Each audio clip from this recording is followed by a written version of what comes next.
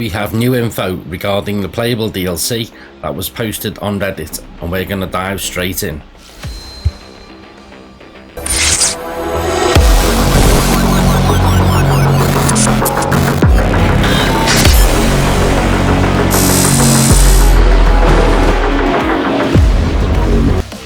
Hey everyone, and welcome to my Cyber Outlaw Punk 2077 channel.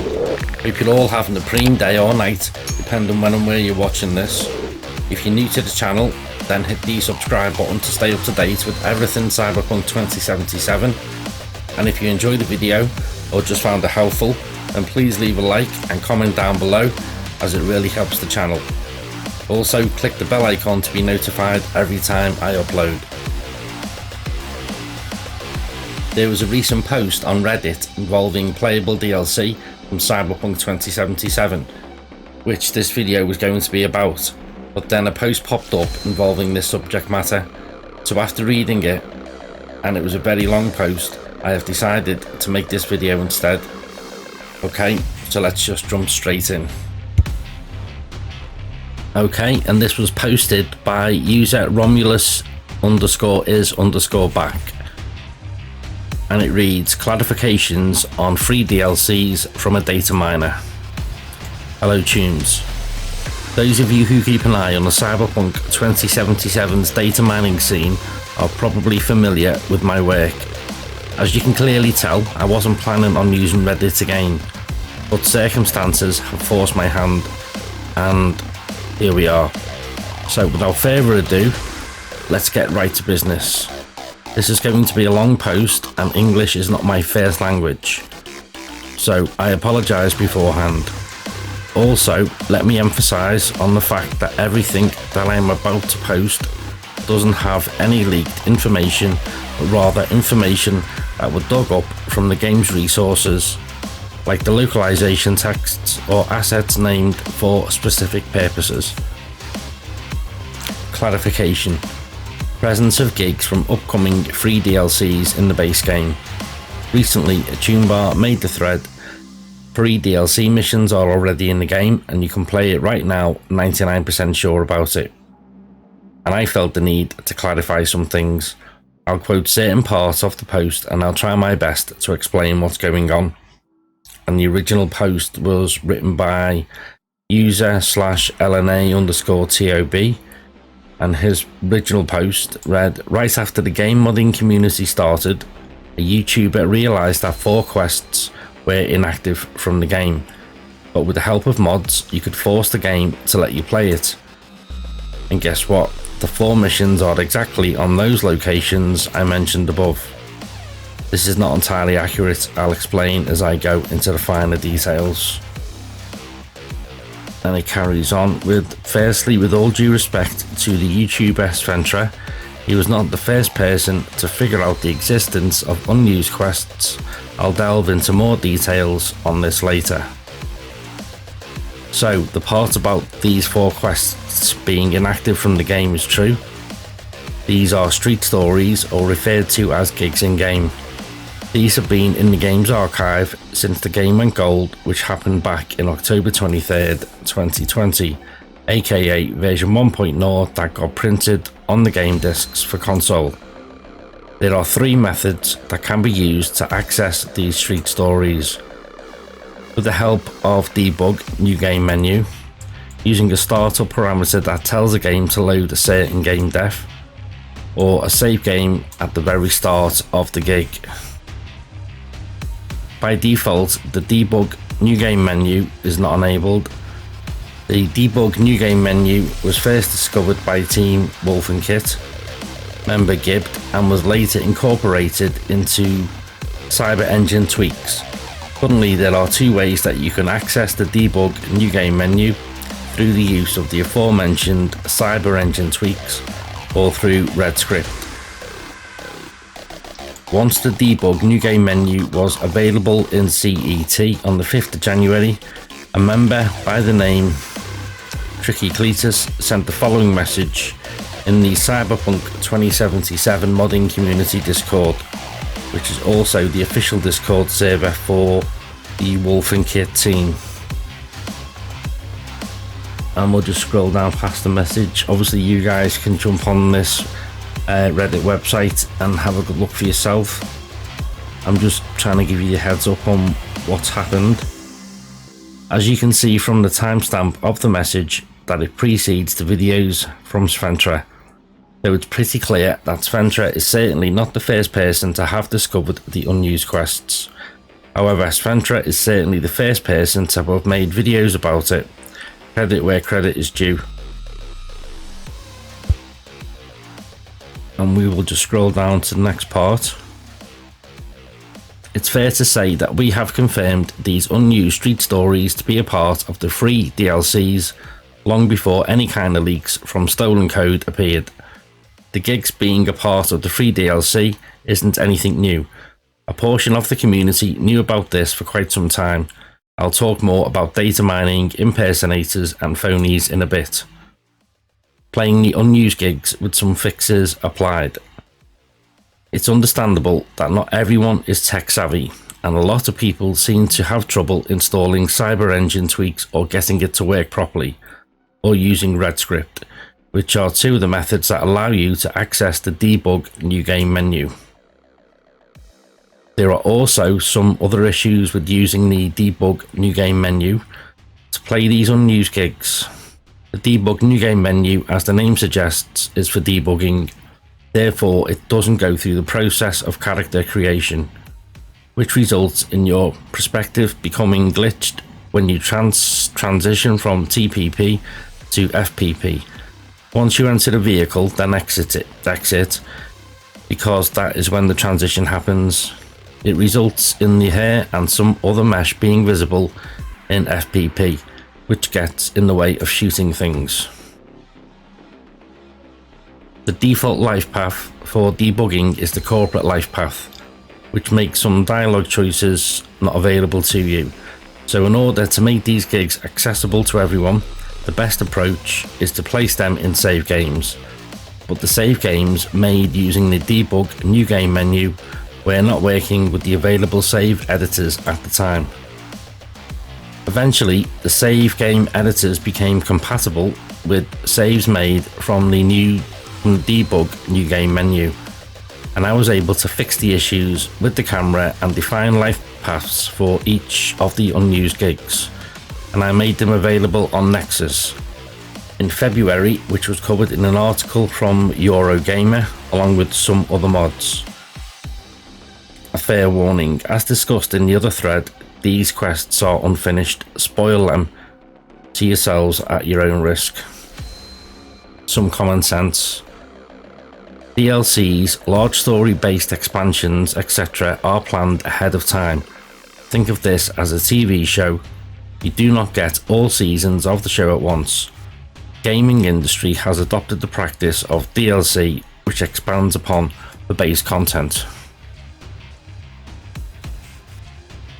Some of the most absurd complaints I have come across read something to the extent of, why aren't the large expansions of the game a part of the base game itself? It's quite shocking. Game development doesn't work that way, not with the standards that we have today. Yes, some content do not end up in the base game simply because of lack of time, polish, etc. All of which can be applied to the unused street stories. But CDPR is probably going to provide these gigs in a more polished and in a complete state later down the road for free. I do not understand why people are so upset about this. I am seeing some YouTubers creating clickbait off of this, which is shameful. The inclusion of these unfinished unused street stories and some other leftover quests are unintentional. As these quests are not a part of the base game, CDPR could have easily removed these in a patch without affecting anything at all, which to CDPR's credit is something they did not do. There are enough resources in the quest and scene files for people to learn. Reverse engineer to be able to understand how quests are put together, how scene files work, especially those who are familiar or well versed in modding using the Red Engine Red Kit. As someone who tries to contribute to the Wolven Kit team to allow for the possibility of being able to produce quests in the same process used by the talented quest designers at CDPR, I feel that the unused gigs are a wonderful opportunity to see how quests are put together. Data miner impersonators of Night City. A gonk who posted the information regarding the free DLCs obtained from the stolen source code is trying to impersonate me, passing some of my discoveries as his own, as well as stealing from other data miners too. Allow me to elaborate. Back in April 1st, discovered the existence of Q301 in the game's localization text files. After the patch 1.2 went live, which is a number that is outside of the range of main quests that exists for the base game, I shared this discovery with my fellow data miners along with a couple of other Discord servers that are focused on modding the game. An article over at Eurogamer was published regarding this, which covers some other discoveries made by fellow data miners. User /lipspace, aka Lexigraph, and Morning Spice. Being the old school gamer I am, I dubbed the EP1 as Episode 1, a la Wolfenstein 3D, and not Expansion 1. But you will all probably get what I meant. In the article, I clearly conveyed the message that EP1 is the first in the upcoming large expansions. Now let's have a read what my impersonator wrote in his thread.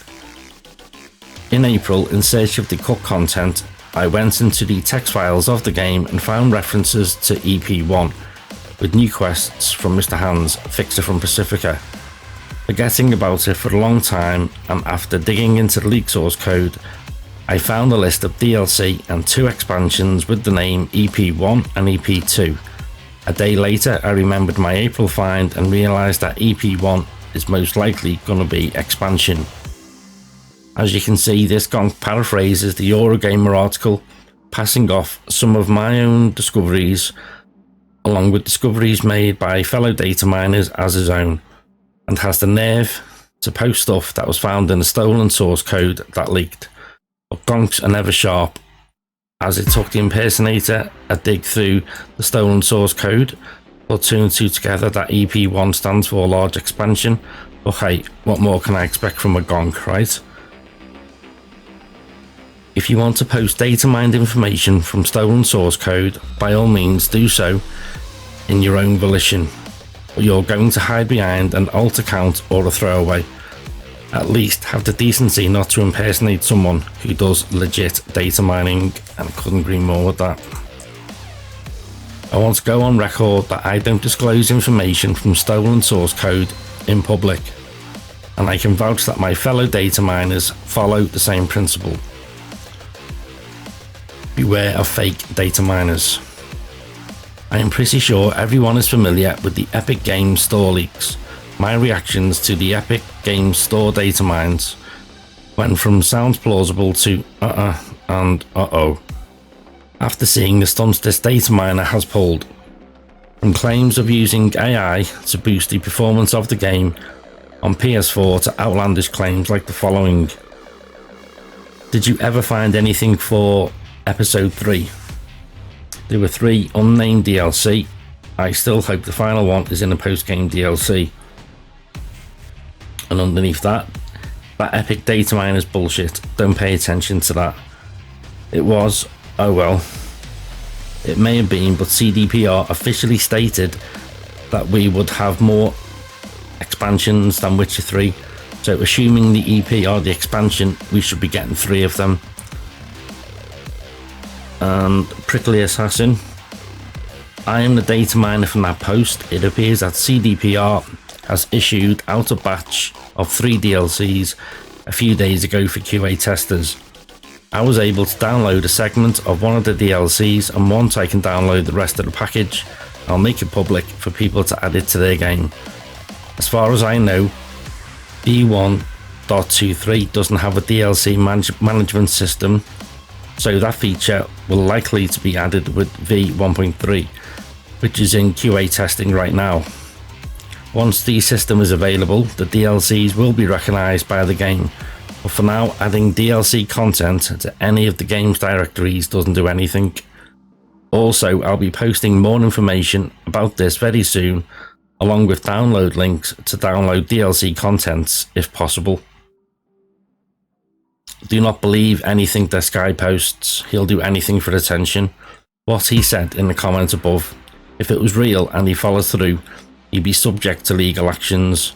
The Epic Games Store DLC leaks / datamine is absolutely fabricated and untrue. Some gifts and sneak peeks work in progress. Congratulations on making it to the end of the thread.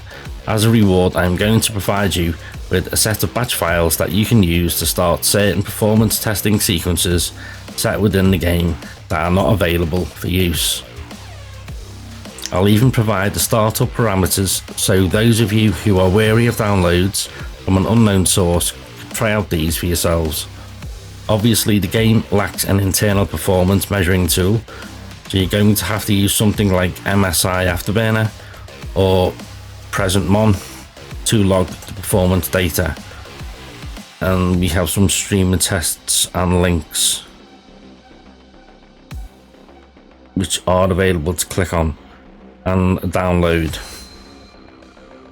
Instructions: extract the contents of the 7z file in the directory where cyberpunk2077.exe is located, or simply add the command parameter that I have shown listed above. I'll add some more performance tests soon. Sneak peek, something we have been working on. Can you spot the difference? And I'll let you guys click on this so you can actually go to the actual post itself. I'll admit it's a little buggy. We were able to restore this from the 1.0 version of the game, and we are trying to look for even more subtle changes that were left out in the release version, so do keep an eye out for that. Conclusion: I apologise for this long rant, but hey, Cyberpunk 2077 data mining has its own subreddit now. I'll post stuff from the game that got altered over the course of the development.